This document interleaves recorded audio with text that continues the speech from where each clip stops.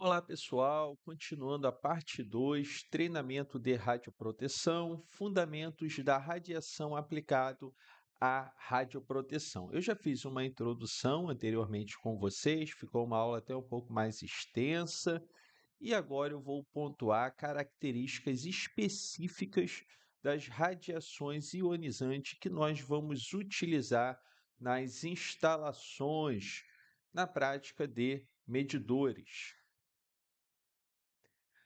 A radiação é uma forma de energia. Eu vou marcar isso aqui, ó, com vocês. Olha, radiação é uma forma de energia que se propaga, que se transmite de um ponto a outro ponto, a um outro ponto B, ok? Então, se transmite de um ponto A a outro ponto no espaço vazio ou em um meio material.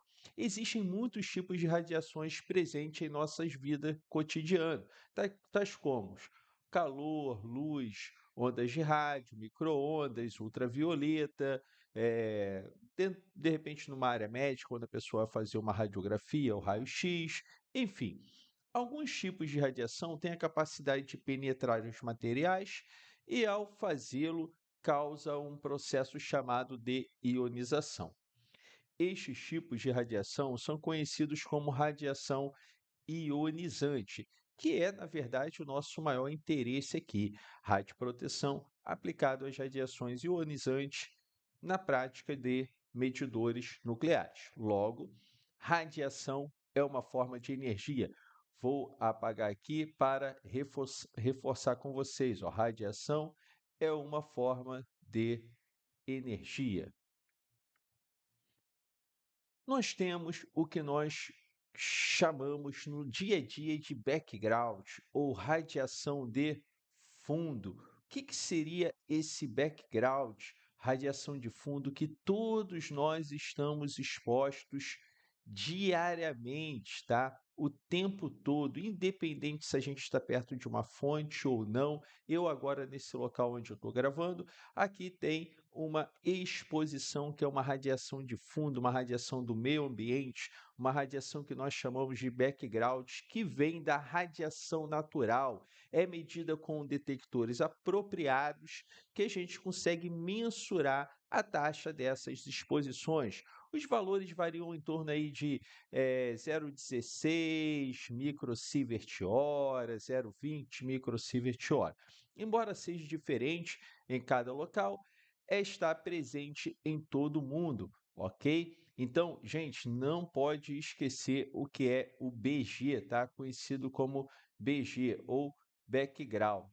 O exemplo que eu falei, ó, por exemplo, aqui no laboratório onde eu estou, porque tem uma pedra, mármore, e acaba tendo um BG maior, uma radiação de fundo, porque ela tem produtos como em pequena escala, em pequena concentração, como tório, rádio, enfim, né? Aqui tem radônio também, todo o ambiente vai ter, e isso acaba contribuindo para uma taxa de exposição. Então, eu vou botar assim, ó, vamos dizer que o meu BG, tá? Meu BG daqui da sala varia em torno aí de 0,20 microsievert hora, que esse valor nunca é um valor fixo. Quando você ligar a sua instrumentação, você vai ver que ele vai ficar variando o tempo todo, poderia estar 0,17, 0,22, 0,18 e assim por diante, 0,17. Por quê?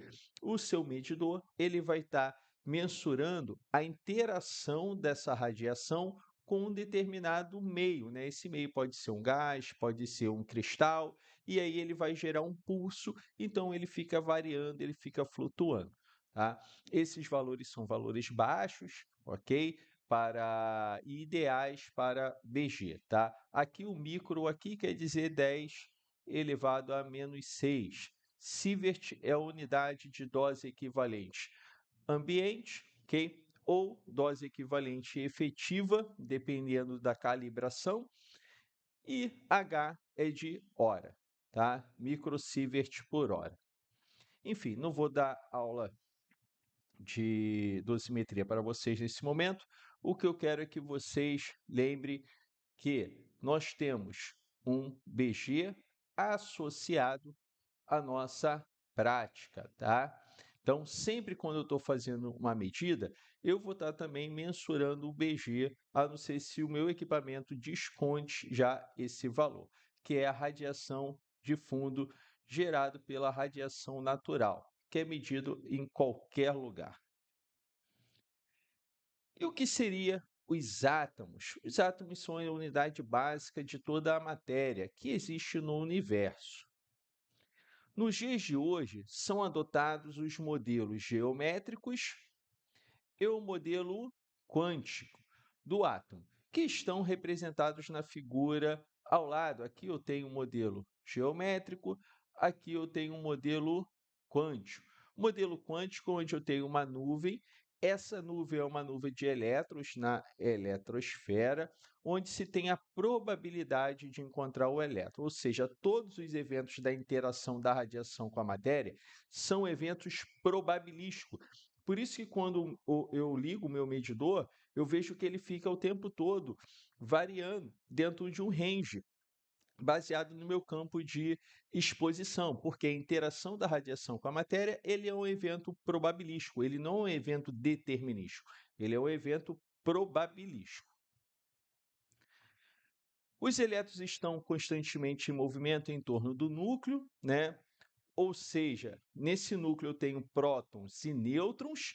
Esses prótons e nêutrons são formados pelos quarks, que vão estar vibrando ali dentro dos prótons e dos nêutrons, ok? Então, aqui eu tenho um exemplo do átomo, aqui eu tenho um núcleo com prótons e nêutrons, e aqui eu tenho os quarks que vão formar os nêutrons e que vão formar os prótons. Os quarks são as partículas elementares que se combinam para formar tanto os prótons quanto os nêutrons. Caso você tenha, de repente, mais interesse em saber sobre propriedades atômicas, eu posso, em outro determinado momento, dar uma aula específica de fundamentos nuclear.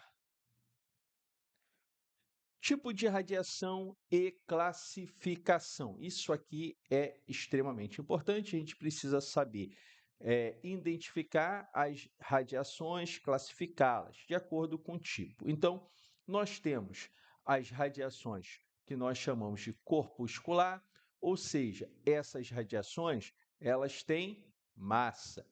Exemplo dessas radiações, nós temos os prótons, nêutrons, elétrons e partículas alfa. Temos também as radiações eletromagnéticas, ou seja, essas radiações eletromagnéticas não têm massa. Exemplo de radiações eletromagnéticas ionizantes, nós temos raios gama e a radiação X, os raios X.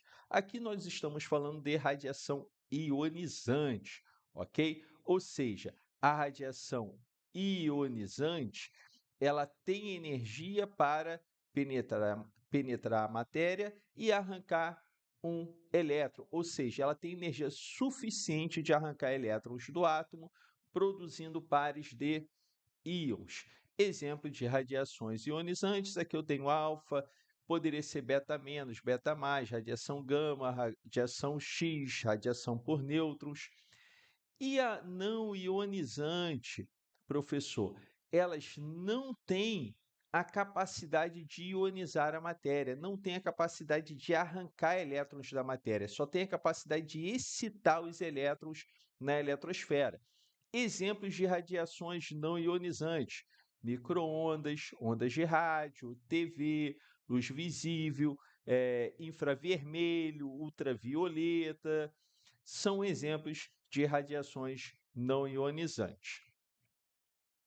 Aqui está a definição da ionização, que eu já falei com vocês, que é a capacidade de arrancar elétrons do átomo produzindo pares de íons. Exemplos de radiações ionizantes: raio-x, gama, partícula alfa, partícula beta, produtos de fissão também, radiação por nêutrons. E a radiação não ionizante, ela vai fazer o quê? Ela vai gerar uma excitação dos elétrons nos átomos, na eletrosfera. quando uma radiação não ionizante transfere energia para o elétron do átomo, fazendo com que o elétron salte de um nível inferior para o nível superior, aumentando a energia interna, que é o que nós chamamos de excitação. Exemplos de radiação não ionizante são as ondas alternadas, infravermelho, ultravioleta, luz visível, microondas, são exemplos de radiações não ionizantes. Pessoal, isso aqui é extremamente importante, que dá toda a responsabilidade da gente buscar serviços de radioproteção e entender o papel da proteção radiológica. O papel da proteção radiológica, ele está associado diretamente às características das radiações ionizantes. Por quê? As radiações, elas são incolor, inodora, não palpável, inaudível, ou seja, eu não tenho nenhum mecanismo de detectar a radiação em um meio. Eu só consigo detectar se eu tiver um medidor que vai mensurar o quanto de exposição eu estou recebendo naquele ponto. Ou seja, o meu organismo ele não consegue mensurar a radiação. Eu preciso de um equipamento para isso. Exemplo, se você está num local está pegando fogo, você chegando próximo ao fogo, você vai sentir o aumento de temperatura. O teu corpo ele consegue mensurar isso, tá? Se for um local muito frio, se for um local onde tem muito vento, enfim, ou um som muito alto, nosso corpo existe mecanismo de detectar certos impactos que nós estamos sofrendo. Desde uma pessoa que toma um tombo, um tiro, uma facada, o que seja, algo que pode gerar uma gravidade para essa pessoa. Agora, quando eu falo de radiação ionizante, a radiação ela é invisível, olha só, inodora, inaudível, insípida e indolor. Logo, o nosso corpo não tem nenhum mecanismo de detecção da radiação ionizante. Desta forma, precisamos usar detectores e medidores de radiação. Por isso que é extremamente importante a radioproteção, porque só dessa forma eu consigo mensurar através de medidores o quanto de radiação nós estamos exposto recebendo num determinado ponto. Por isso que nós usamos dosímetros, por isso que nós temos em instalações detectores proporcionais, cintiladores, Geiger-Miller, câmera de ionização, porque eles vão ser os nossos olhos em relação ao campo de exposição que possamos estar expostos. Dentro das radiações, nós temos o raio-x, vou falar agora com vocês do raio-x, depois eu vou abrir uma outra aula para falar sobre as radiações vinda do núcleo do átomo. O raio-x é a única radiação ionizante que vem da eletrosfera.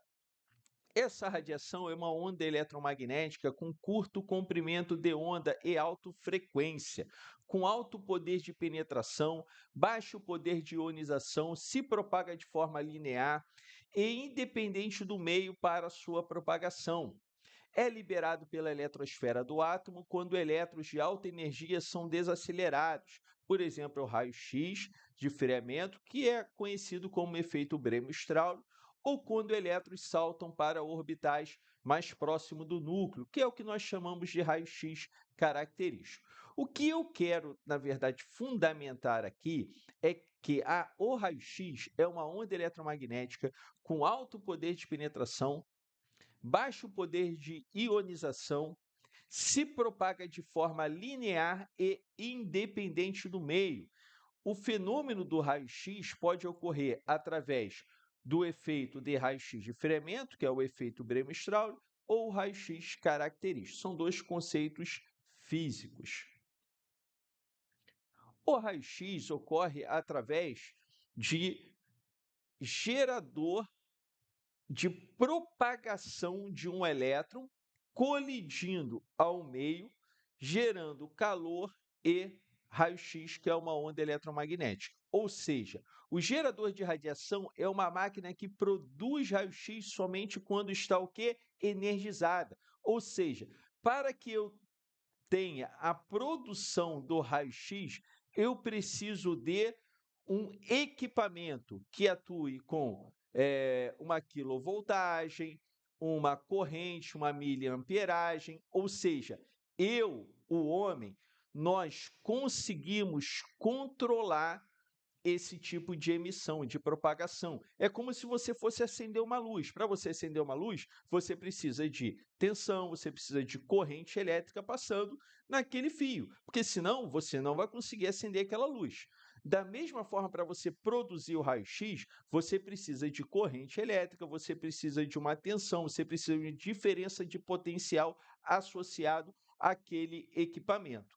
Ou seja, o raio-x ele é produzido através de um gerador de radiação ionizante. É uma máquina que produz o raio-x somente quando está o quê? Energizada. Se você entrar num hospital, por exemplo, e lá tem uma sala de raio-x, se o equipamento estiver desligado, não tem radiação no meio. Ou seja, você pode entrar tranquilo que não vai estar se expondo, que você não vai estar num campo de radiação, porque o equipamento está desligado.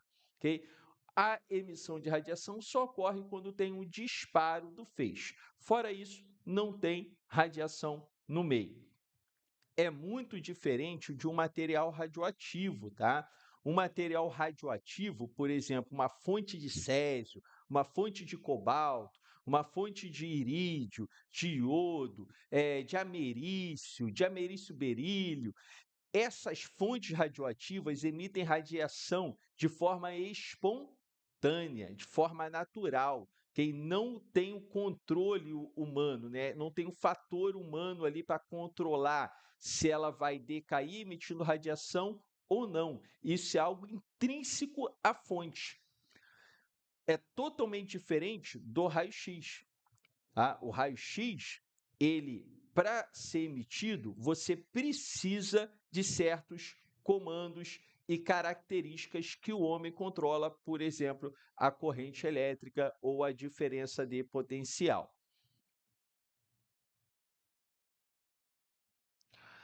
Assim, o raio-x é um método convencional, né?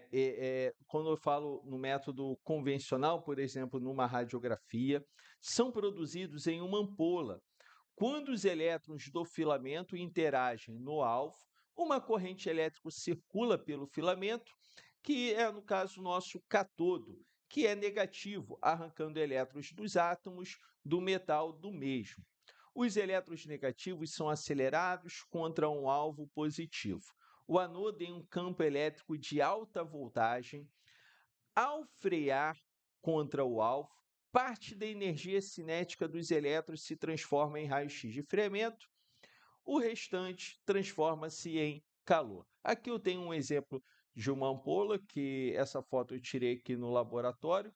Essa ponta aqui é onde está o anodo, que é o alvo, tá? Esse disco todo aqui, aqui eu tenho o rotor, esse disco ele gira, tá?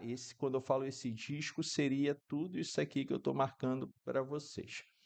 Aqui eu tenho o catodo, nessa região aqui, ó. Essa região é o catodo, tá? E a região da frente aqui seria o anodo. Vou apagar só para deixar um pouco mais claro para vocês.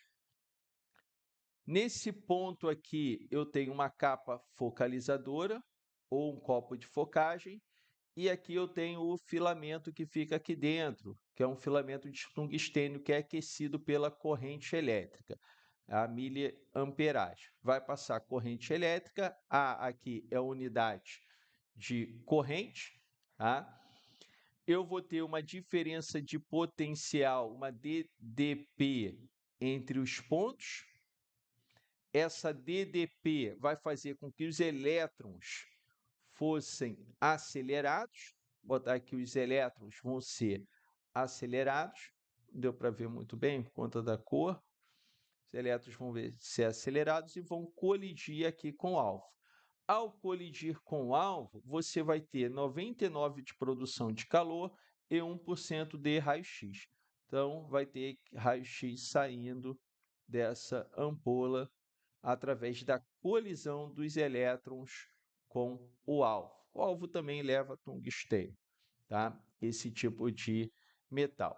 Então, o que eu quero deixar para vocês como uma grande mensagem nessa aula é que o raio-x, a produção dele é artificial, ou seja, o homem ele consegue interferir, porque ele precisa controlar a quilovoltagem, que vai controlar a DDP, e ele precisa controlar a miliamperagem, que vai controlar a corrente que vai estar passando no filamento. Da mesma forma, também ele vai controlar o tempo, ok? O tempo que seria o tempo de disparo ou o tempo de exposição.